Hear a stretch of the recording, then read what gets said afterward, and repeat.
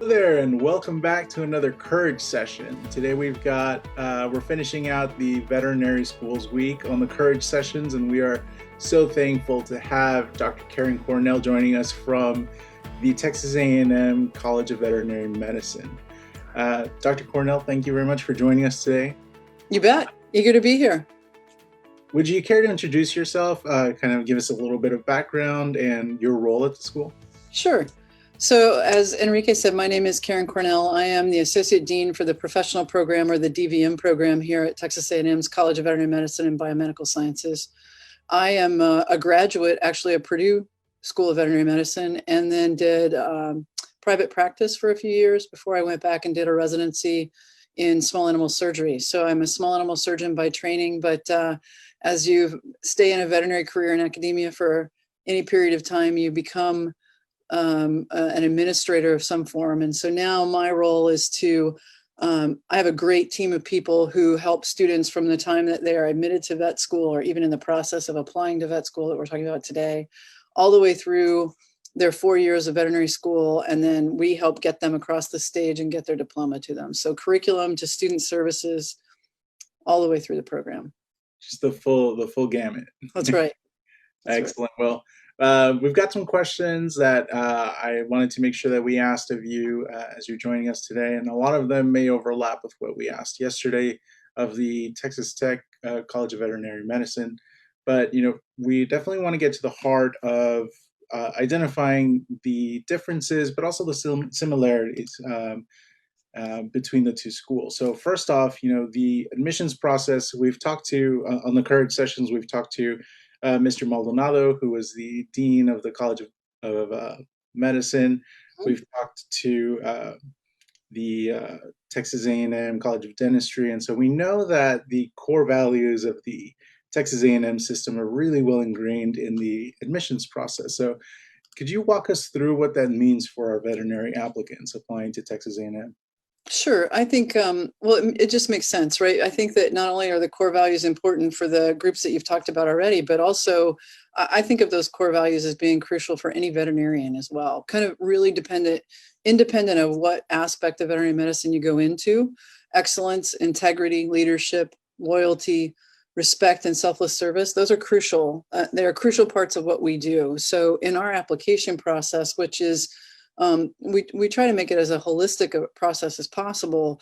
We really look for those qualities in our candidates, because we think they're not only important to be an Aggie, but they're hugely important to be a veterinarian.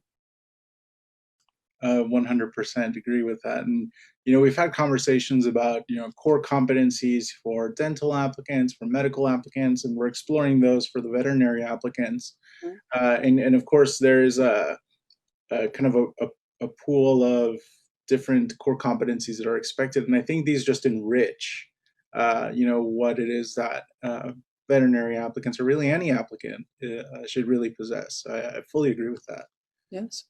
So this year has been incredible with, I had to admit it, but unprecedented in terms of some of the changes in application deadlines. So could you walk us through what the timeline for accepting applications looks like? Sure. So we actually haven't changed our timeline in response to COVID, and the word that you didn't say out loud, but what we were all thinking about. Yes, we haven't changed our timeline really. We've made some changes in our application process, one of which being that we are not requiring the GRE this year. Because of the difficulties of folks getting to testing centers, et cetera, we didn't really want to add any stress to anyone's life. We've all got plenty of that right now. So our timeline is that the application is due September 15th, and that includes all the references, et cetera, need to be in by that time.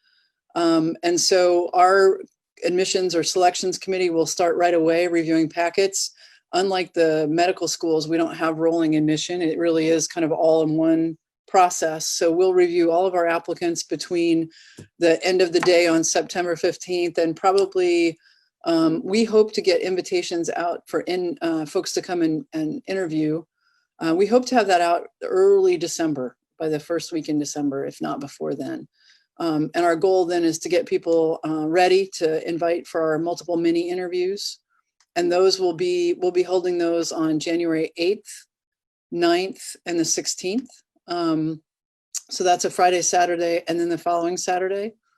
We're crossing our fingers and we're hopeful that those could still be held in person, but we're prepared to go virtual if we need to do those multiple mini interviews. So we believe we're ready to go and that we can make this process work and make it an acceptable and a quality process regardless. Excellent. Thank you. Mm-hmm. Now, you did mention that on September 15th, I just want to reiterate because this is coming up quick. That means that the TMDSAS application, if you are applying to the Texas A&M College of Veterinary Medicine, TMDSAS application has to be submitted and your evaluation forms have to be submitted. Correct. And just as a reminder, for veterinary applicants, there are no letters of recommendation, no letters of evaluation. It's an actual form. So when you enter the evaluation section of the TMDSAS application, it automatically generates that information and sends it to your evaluators. Yes, so those need to be in, as well as you have to have completed your supplemental application. And that's going to be really important. And at this point, I'm going to ask Enrique to let me share my screen because I want to share a little bit of information with you about something exciting that's going on for us right now. And that is this year, not only are our applicants applying to be part of our program at Texas A&M here in College Station, but we have a new really exciting 2+2 program that will open. The building is finished. They're opening and moving into it right now. We're hiring faculty to flesh out the rest of the program there, but it'll be a 2+2 program, meaning that the first 2 years of veterinary school will occur on the West Texas campus, taught by actual faculty from Texas A&M University. And so we're going to have an 18-person cohort out there for the first 2 years, and then they'll move here to College Station to complete their 3rd year and up to them parts of their 4th year. Some of them may be back out in the Panhandle area for rotations in their 4th year, depending on their area of interest. But that's a really exciting part of our program right now, new to us. And we really hope to facilitate admission to vet school for the folks who are from that area, make it a little easier for them to not have to make the move so quickly, that kind of thing. And that all is in our supplemental application, the indication of where you would like to attend. So we've asked our applicants to rank one location or the other and let us know what their preference would be. So that's a really important part of the application and a real reason the supplemental application has to be in as well. Thanks for offering that context. That's really exciting, especially, when you think about the long-term effects of like taking on student debt to move somewhere new.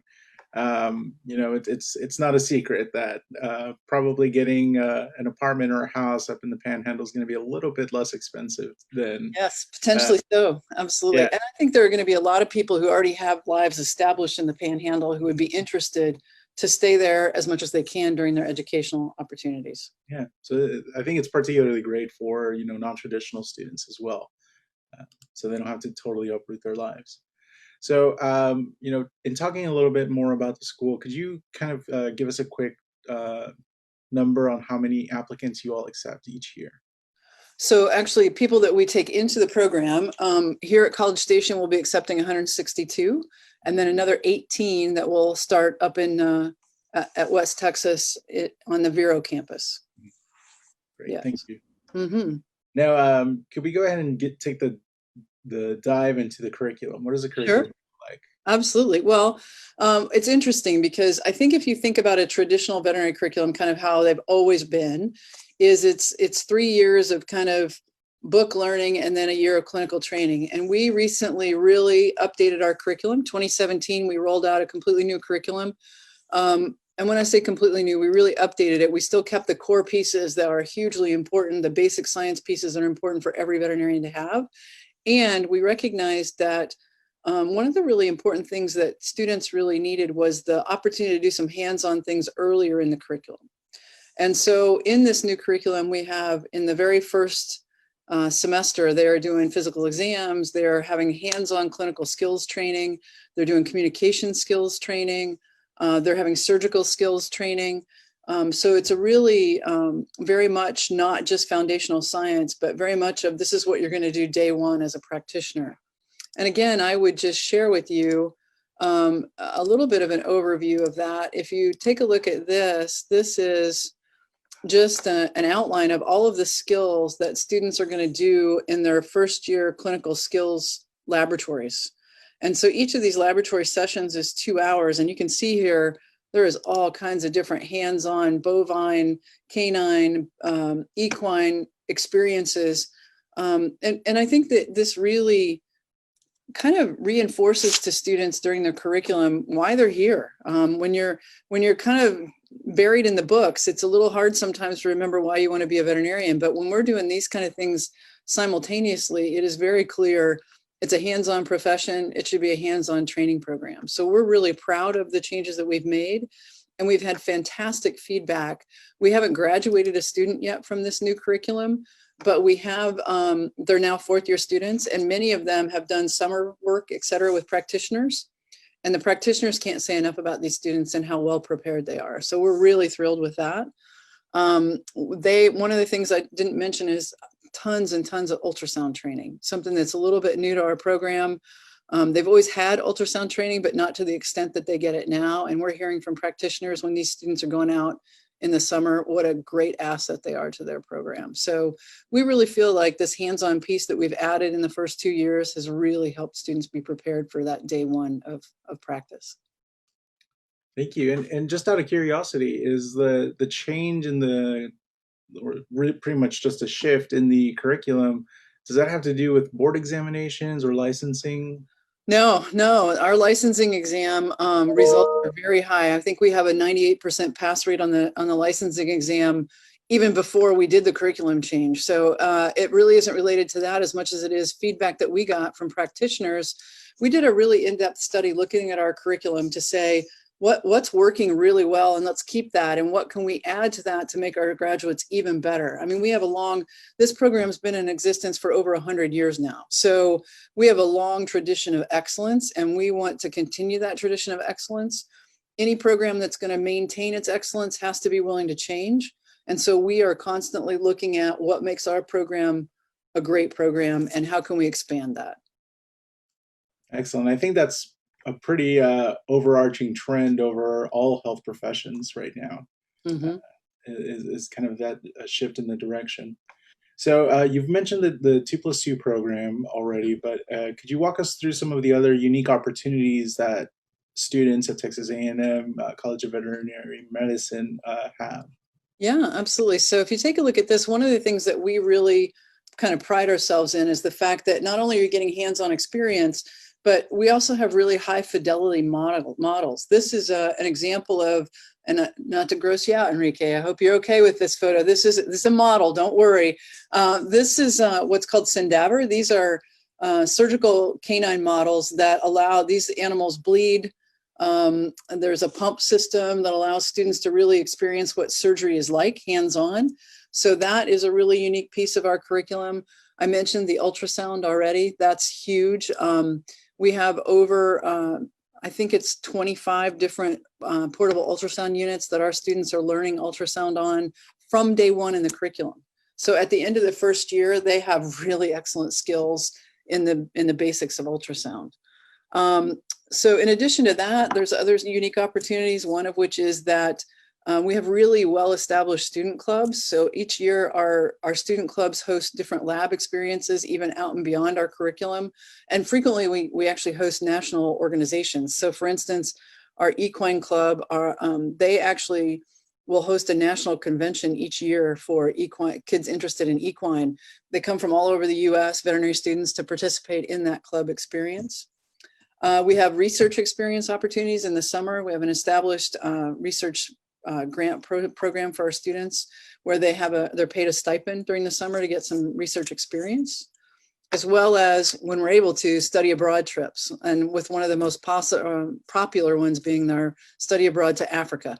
As you can imagine, veterinarians are really connected to the animals that you can see and work with in Africa. So we have a lot of really well-established programs in those areas. Excellent. Thank you. Hopefully, we can get back to being able to provide those opportunities to students soon. Absolutely. So now that we know a little bit more about the school, I'd like to dig into the overall admissions process because surely that's what a lot of folks are here for. Sure. So first off, you mentioned um, the core values for the Texas A&M system and how those come into play. What other kind of competencies or like characteristics should veterinary applicants possess to really stand out in the application? Yeah, I think, one of the things that's really interesting about that is I think it's the same criteria or characteristics that make anybody successful in any profession. You need to be able to communicate with people.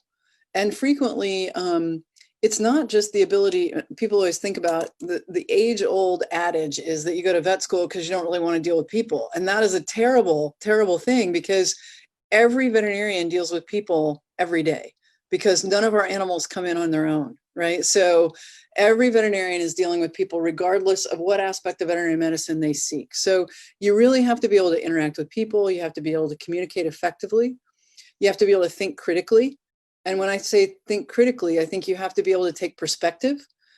Frequently, people take their own perspective and think that's how everyone sees the world, and that's not the case. And the same thing, if an animal comes into you sick, you have to be able to think about what's the different information that's being provided to you, how to think critically about that, seek the client's perspective, other people who are involved in the care of that animal's perspective. So for us, it's about that. And the other thing I would add is a growth mindset. One of the things about veterinary medicine is you have to be resilient. It's tough to get into vet school. Vet school is a tough program. And I think, and actually veterinary practice can be a hard thing. And so the day-to-day challenges require people to be resilient. So we're looking for people who've demonstrated resilience, and we encourage you to put that forth on your application. And the growth mindset ties into that in a way of a growth versus a fixed mindset. A fixed mindset says, I can't do that. I don't know how to do that. And a growth mindset says, I don't know how to do that yet, but I'm going to learn how to do that. So those are the people that we're looking for. The ones who look at a wall and say, okay, I'm not going to run into that over and over again, but instead I'm going to figure out how do I get around that wall. So those are the kind of things that we're looking for in our applicants and in our veterinary students. And then looking at not just our current applicants, but our future applicants whose experiences and preparation has severely been affected by impacts caused by COVID-19. Mm-hmm. I think that's a huge call to action for them to really explore ways to become more resilient in kind of re-engaging with their commitment to becoming a veterinarian. I think it's a huge opportunity. And I'm very excited to hear all of the great ways that our applicants, future applicants in particular, are really taking on that challenge. No, I agree. And I think COVID is a great example of it kind of gives you an opportunity to look in the mirror and say, how resilient am I? There are a lot of people who haven't had thankfully, have not had huge challenges in their life. And that's great. And yet COVID has thrown up some barriers that it is going to give us an opportunity to see how people respond to that. Now, I do know that we have several students who are from out of state who are interested in applying. Does Texas A&M accept out of state students? We do. Our class size, like I said, 162 traditionally to this point. Now we'll add an 18 on top of that will be at the Vero campus. With that, we take approximately 10% of out-of-state students. So we actually probably have the smallest out-of-state population of any vet school in the country. But we are looking for really good quality out-of-state applicants and veterinary students. And the reason I say that is we know that, again, diversity of perspective is important. So the more diversity we can add to our program, whether it's the perspective of coming from a different part of the country, background experiences, et cetera, that makes the experience even better for our Texas residents. So we are always looking to create the best mix that we can to really give people a great educational opportunity. Yeah, and then, I mean, that's part of the reason why that secondary application is so important. And also that question in the essay and the TSDMS application as well for veterinary applicants does lean more into that direction. Could you walk us through what holistic review looks like at your school? Sure. Again, anybody can make a decision just based on GPA, but that's not what we're looking for, right? We're looking for people who, yes, have the academic qualifications and the qualifications that we've talked about previously, the characteristics that we're looking for, people who are able to communicate, people who are who've demonstrated leadership or demonstrated resilience or demonstrated perspective taking. And so when we look at the packet as a whole, our reviewers really take a look at all of that and create a score based on that kind of global feel of that individual. And so it's interesting because I think I'm going to kind of shift a little bit into interview here, and we'll kind of tie these together. Many people think the interview is the chance to get to know them. And that's not it. Our multiple mini interviews are not really designed to get to know the applicant. That's what our packet review is about. So it's really important that when you're putting your packet together, or your application together, you think about in those narratives, are you responding to the prompt? Are you actually asking, are you answering the question that we're asking? And in doing so, are you letting us get to know you? And that's really what we're looking for, because then when it gets to multiple mini interviews are a way to put you in different scenarios and have us be able to see how you work through that scenario, how you would approach that. That's where you demonstrate the communication skills, the perspective taking, your background knowledge of resilience and those kind of things. Now, when I say background knowledge, I want to be clear. Our multiple mini interviews are not about what you know about veterinary medicine. Most of them are not even founded in veterinary medicine. We're trying to look outside of that. We already know you've got hours and hours of veterinary experience, and that's great. We want that. And this is to give us an even more in-depth look at the individual. Does that answer your question, Enrique, about the holistic piece? I think it does. I do have several follow-up questions. Okay. All right. Fantastic. So, for you mentioned the hours of experience, and that's actually something that's really well explained on the website. For those of you who have not visited the Texas A&M College of Veterinary Medicine website, it is very robust. They are very transparent in their selection process. The formula is posted up there for you all. There are clear guidelines on different aspects, but I think one of the ones that kind of sticks out to me in particular is the hours requirement. Could you walk us through what that means?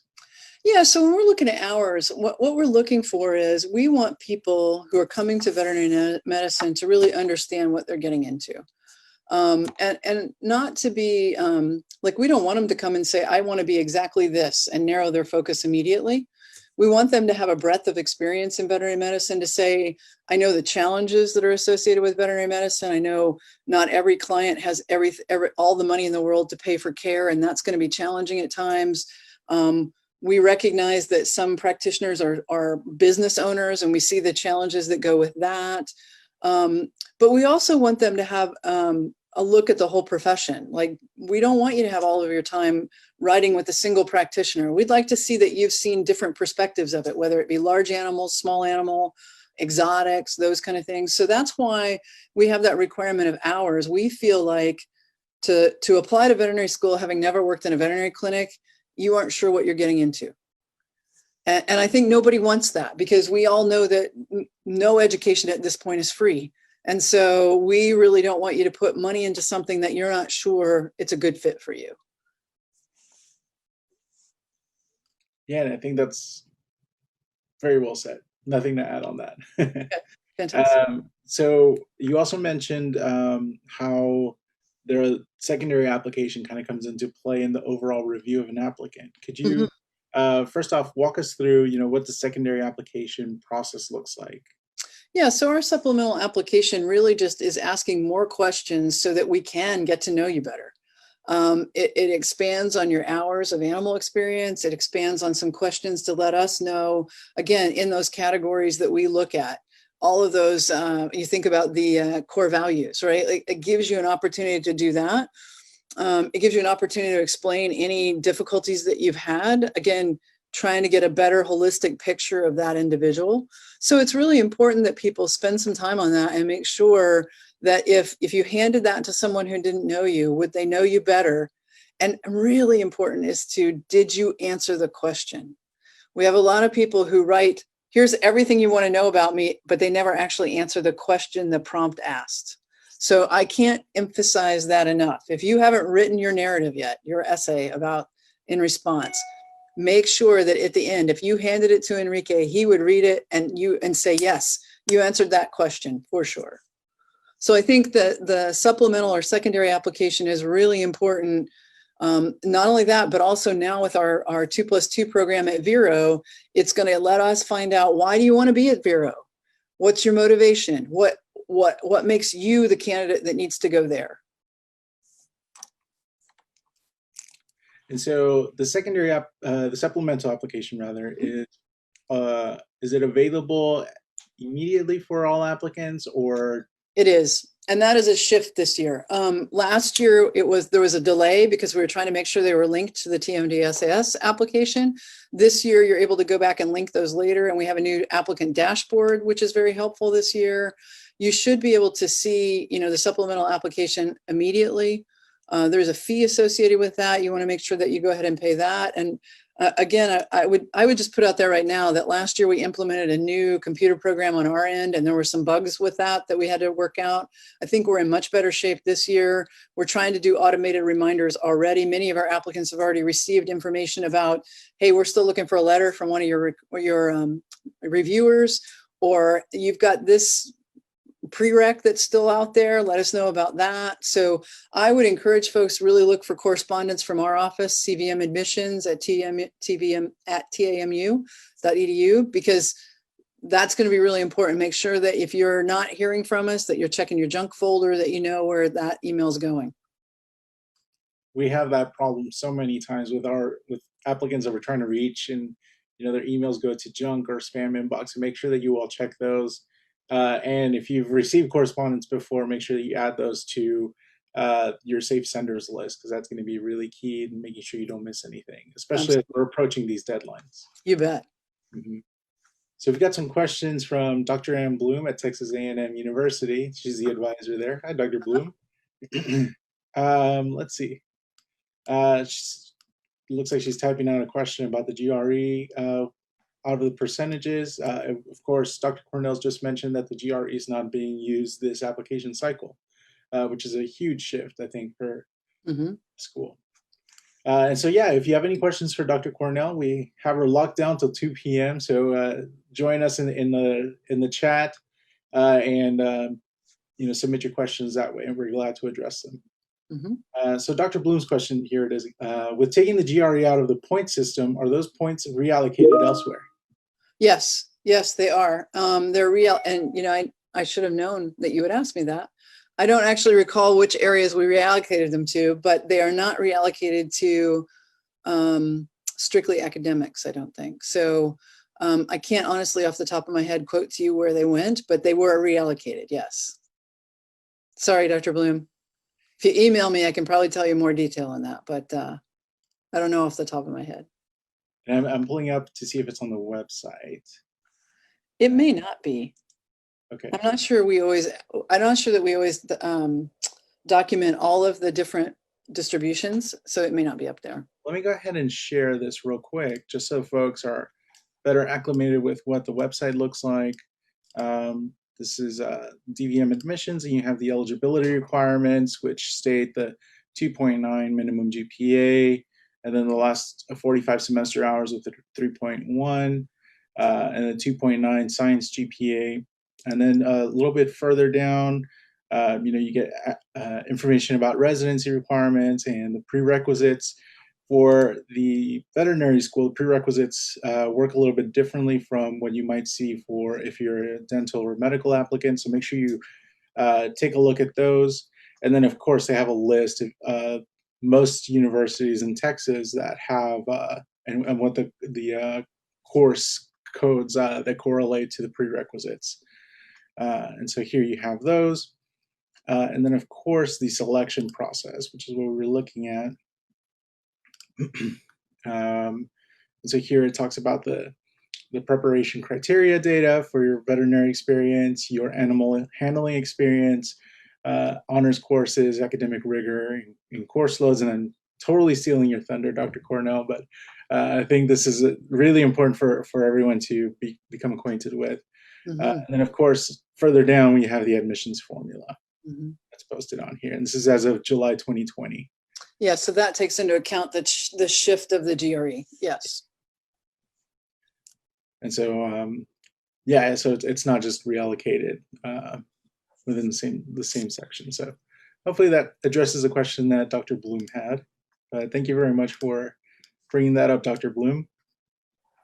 So kind of coming back to the admissions process, can you walk us through when, let's see, we've talked about interviews. The interview season, of course, for you all is January 8th, 9th, and 16th. So for those of you that are applying, you know not to schedule a surprise cruise for that day. That's right. So what advice do you have for applicants who are super, super dedicated to wanting to go to Texas A&M? I think my advice really is the same for any student who wants to go to any veterinary school. I think the first thing that you want to do is demonstrate that you can handle the academic rigor. That's really important. So as you think about courses that you're taking, I know that it's sometimes easy to, or it seems helpful to spread out that really heavy course load over many semesters, but I'm going to also encourage you to think about, in preparation for what it's like as a first-year vet student, you want to have handled a heavy course load with a heavy credit load. So make sure that you're ready for that. I think the other thing is to really get out there and get some experience in the profession so that you can see what veterinary medicine is like. And then the other thing I would say is, I've mentioned over and over that I think communication and critical thinking, all of that is very important.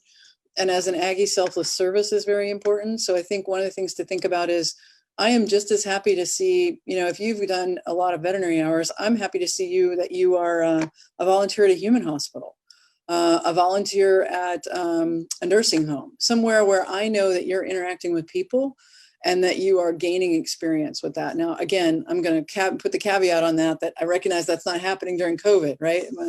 But I think one of the things that we want to think about is, we want you to demonstrate not only your interest in veterinary medicine, but your ability to interact successfully with people.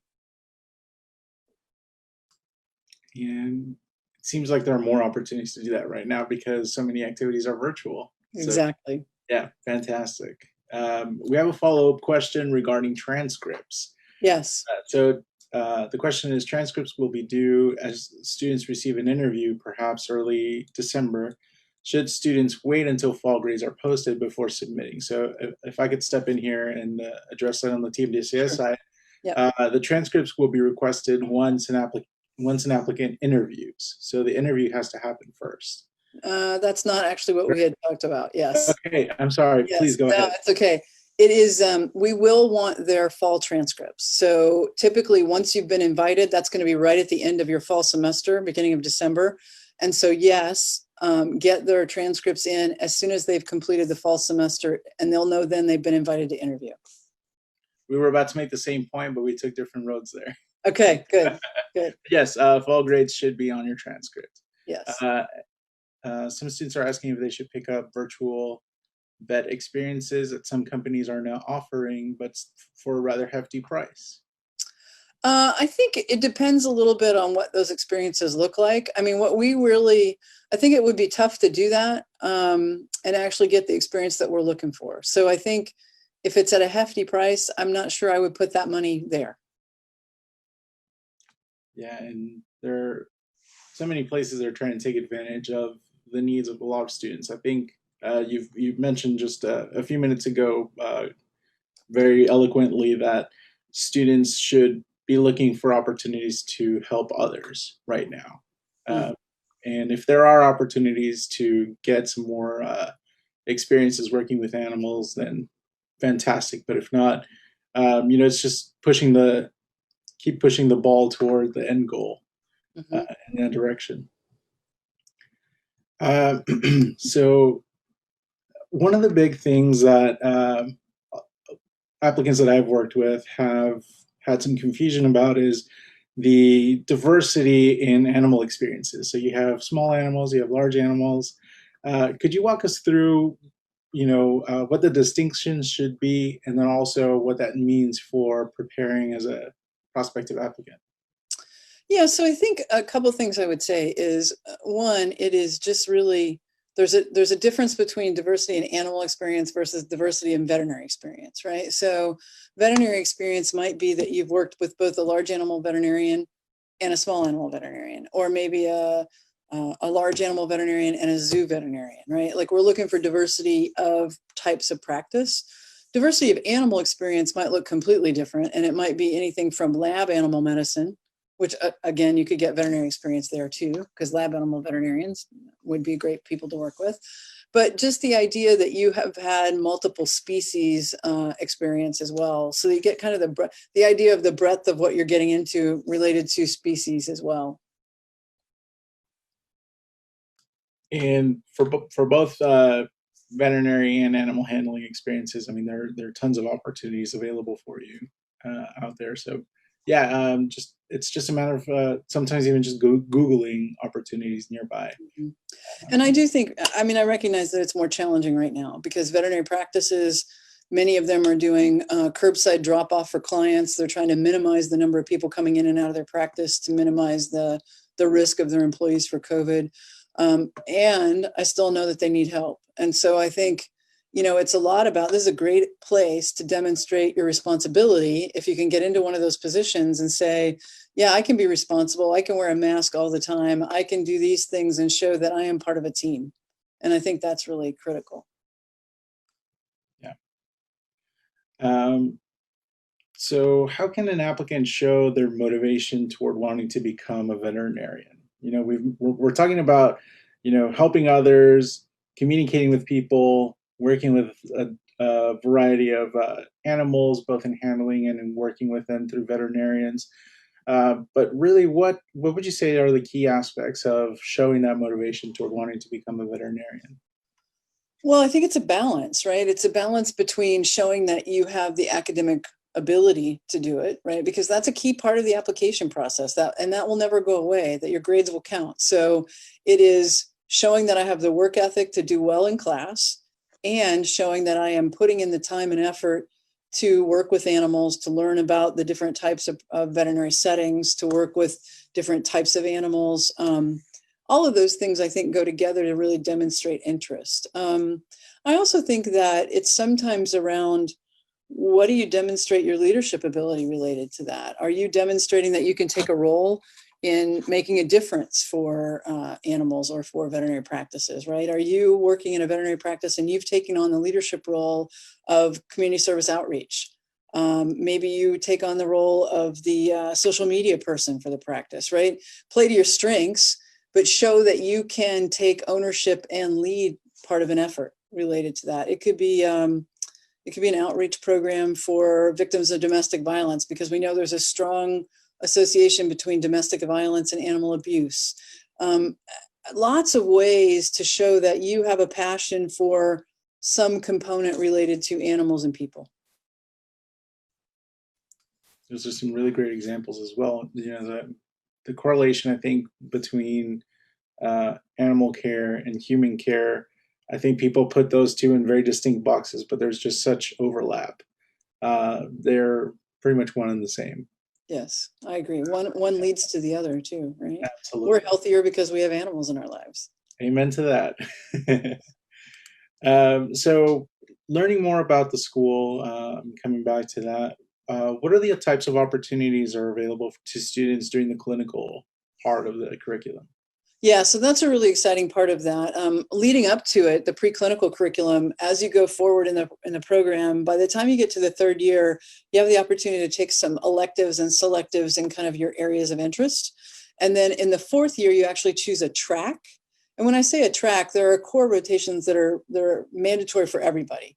But then there's also, if you choose, for instance, the equine track or horses, you're going to have a little different of a program in the fourth year than if you chose a small animal track or a food animal track. Or we even have the mixed track, which says I'm going to do a little bit of both, right?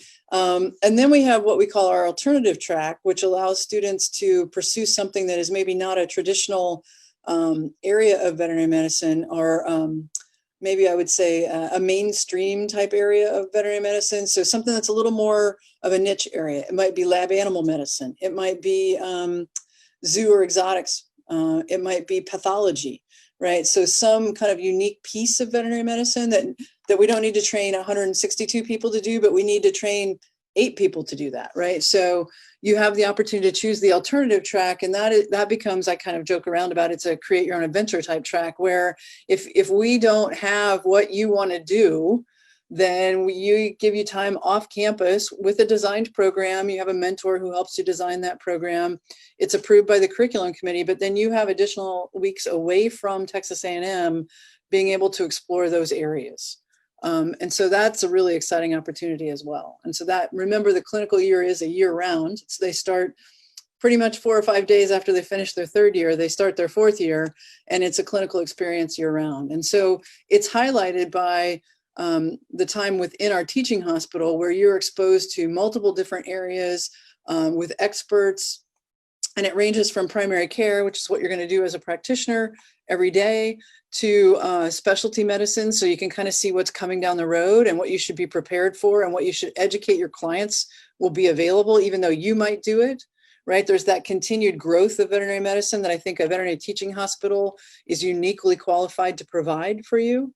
But then also you'll have time in an outside practice or multiple practices to do externships where you can go and hone your skills for that very first day of practice so that you feel comfortable walking in day one to be able to do whatever you need to do.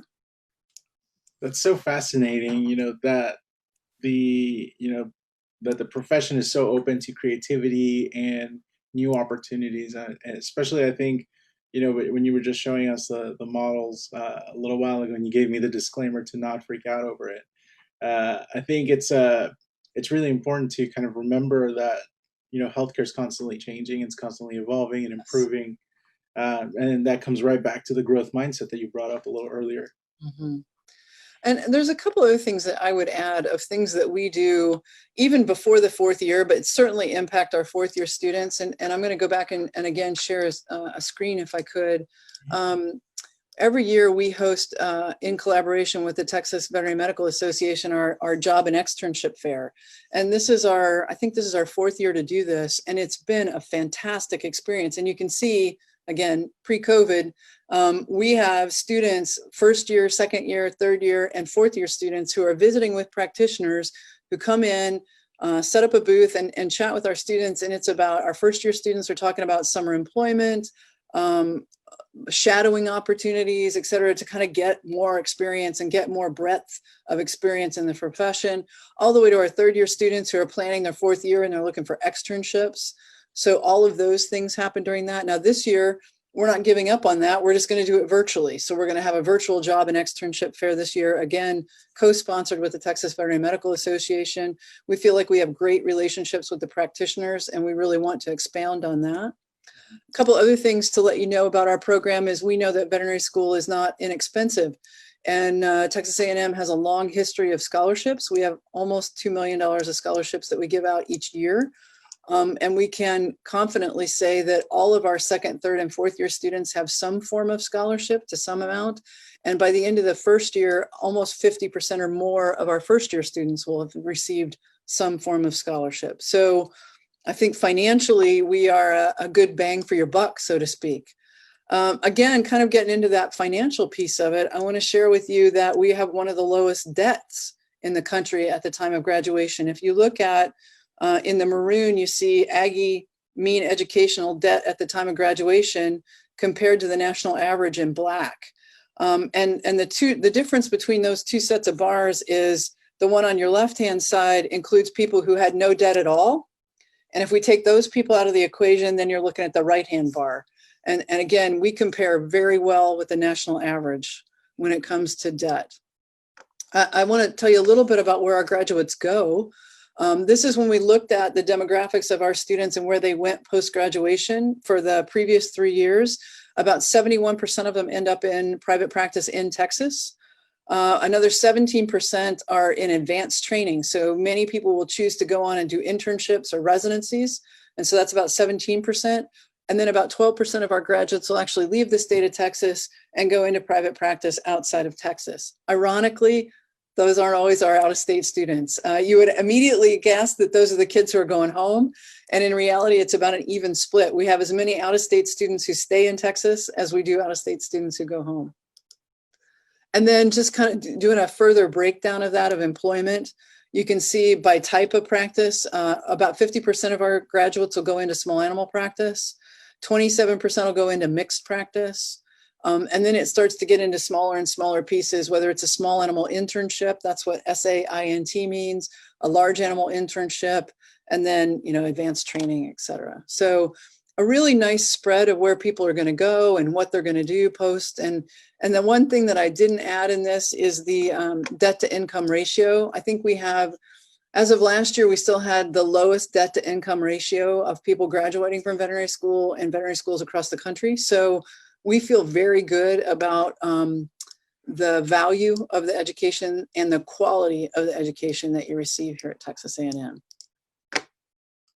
Excellent information. Thank you so much for sharing that. I think it's really exciting to see that the values of that education, and in particular, and also seeing the breakdown of the different types of practices that students go into. You know, with veterinary medicine in particular, I think dental medicine might actually have a similar trend, but private practice tends to be one of the areas that they go into. Mm-hmm. Is there anything in the curriculum that it builds in kind of business acumen or preparation for that type of position? That's something that we did when we kind of updated our curriculum. We always had a business piece in there, but it was more of a right at the end of your third year before you went to clinics. And now what we've done is integrate that throughout the curriculum, so it's more of a just-in-time delivery. So in the first year, in the first semester, you're going to get budgeting, because it doesn't help you to develop a budget as a fourth-year student. You need to have a budget as a first-year student. We have something on student loans in the first year. We talk about insurance in the first year. And I don't just mean veterinary insurance. I mean insurance, like car insurance, that kind of thing. So we have a lot of financial, we call it personal and professional finance, throughout our curriculum to try and get students better prepared for that day of graduation and better set up to be in a good situation when they do. We talk about, how do you establish a credit record? What is your credit score? What does your credit report look like, right? Those kind of things, so that they're prepared when they graduate to be able to be successful immediately.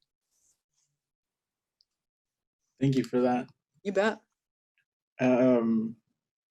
So I was looking through the website again to make sure that we're not missing anything. And I see that you all have some support as well for students who may not have a pre-vet advisor on their campus. Yeah, so absolutely. So Dr. Glennon Mays is a great outreach. If anybody wants to contact him and get some, he is the epitome of somebody who'll take the time and have a great conversation with you about what you need to be doing, that kind of thing. He's a great guy. Absolutely contact him if you need support kind of in that process, if you don't have an advisor. And advisors, certainly reach out to Glennon, because he's great about giving information about the program. While we're talking about support, the other thing I would add to that is not only support for applicants, but support that we have for students once they arrive on campus. Our veterinary students, we have several different types of support for them. So first of all, we mentioned the scholarship support, because financial support and financial mental health leads to positive mental health, right? But also in the first year, it's a tough transition. And we find that there's always a number of students who kind of stumble getting out of the blocks, whether they weren't maybe they hadn't been in school for a while, or maybe they weren't ready for the course load that we were going to offer. And so we have peer learning or tutor support for our first year students. Anybody who, again, stumbles a little bit coming out of the gate, we assign a second or third year student that we actually pay those second and third year students to be peer learning support groups. And so they will help. And I try not to call it tutoring, because it's not meant that they're going to teach you directly, but instead help you learn how to study for veterinary school. And so the program has been hugely successful, and it's students helping students. So that's great. We also have 2 full-time in-house counselors who, again, mental health is really, really important in our profession. And it's an area that had kind of gone unsupported for a long period of time. And we really want to take the lead on making sure that people are not only supported while they're here, but they're developing the skills to be well in the long term in our profession. And so again, that's part of our curriculum. Not only are those counselors available for counseling sessions outside of school, but we have built into our curriculum each semester portions of the program to help you develop those skills and habits to maintain mental health during that time period as well. The job and externship fair I mentioned, as far as support for finding summer work, shadowing over the holidays, things like that. And then the other thing I will point out is during the summers, we have a paid research program where students who have an interest in research can actually receive a stipend during the summer to be part of our research program, which is fantastic, because if you have any inclination that that might be interesting to you, you get an opportunity to get your feet wet in it, try it out with some well-established researchers and see how that fits for you. So it's a really good opportunity for students to kind of, again, explore areas while you're being paid for it. Those are great wellness initiatives, as well as student support initiatives. As you mentioned, unfortunately, we hear so many awful reports of, suicide rates among veterinarians. So I'm glad to see that those tools are being taught to our future veterinarians, because those are very important, not just for veterinarians, but of course for all healthcare professionals. Sure, absolutely. And of course, everybody can use a few more tools in their tool belt. Mm-hmm. Yeah, we take that so seriously that we actually QPR training, which is question, persuade, and respond. It's meant to be a bit of a suicide prevention type program where you're enabled to speak with colleagues around concerns that they have. That's mandatory in our program. You have to have had that training as a veterinary student. So we really are trying to build into our profession, from our students coming out, a better view of mental health and how to maintain mental health. It's really important to us. It's fantastic. Thank you. Mm-hmm. We're kind of reaching the tail end of our discussion here, but I wanted to make sure that we address everything that you had prepared for us today. Is there anything that we missed? I don't think so. I think we got through it all. And I think we got through our whole list of questions too. That's pretty impressive. It is. We're very efficient. Well, I did want to bring up one last question, and, Sure. and this is more of a curiosity, Enrique's curiosity more than anything. Uh-huh. Interdisciplinary work is really kind of growing among the health professions. Sure. You no longer have the one practitioner. It's a full team of folks now. Right. How does veterinary school prepare students for that? Well, so I think that kind of ties to what we call One Health, right? We think that all animals, all animals are, we're all tied together. And I think, COVID is a great example of that, right? I mean, I think there are many veterinarians who are on the forefront of that research. And so we are all about interdisciplinary efforts, whether it's us working with engineering and biomechanics, related to gait analysis in horses or dogs or, other animals, right? Or is it we're doing the One Health public health kind of piece where we're looking at zoonotic diseases, epidemiology, that kind of thing. So we are all about interdisciplinary research. And we are all about partnering with our other professions, our other healthcare professions, to really create a robust educational opportunity. Many programs now in human medicine require interprofessional activities. So meaning you collaborate with the pharmacy school or the med school or whatever, and they have to have that as part of their requirement for accreditation. That is not required for or for veterinary medicine at this point, but it is something that we embrace and we welcome. We want to be involved with our fellow healthcare workers, and we feel like we are important contributors to that process. Especially when you're in a place like Bryan College Station, with a powerhouse of so many powerful institutions within a stone's throw away. That's right. Y'all are within 5 miles of both the main Texas A&M campus and of course the College of Medicine, and all of the colleges within Texas A&M. Absolutely. Yeah. Well, thank you so much for giving us this info on the school. But before we let you go, clearly these are courage sessions. They're meant to encourage our applicants. This is a odd year, and we want to make sure that everybody feels empowered to keep pushing forward on their journey. So I wanted to offer you an opportunity to address our current applicants, maybe even our future applicants, and kind of give them some words of wisdom on where you'd like to see them. Well, I think the biggest thing for anybody who is thinking about applying is, no matter what the situation, whether it's COVID or some other challenge that you're facing, I think it's important to face that challenge and not let it stop you. not let it be a barrier to you. It may slow you down.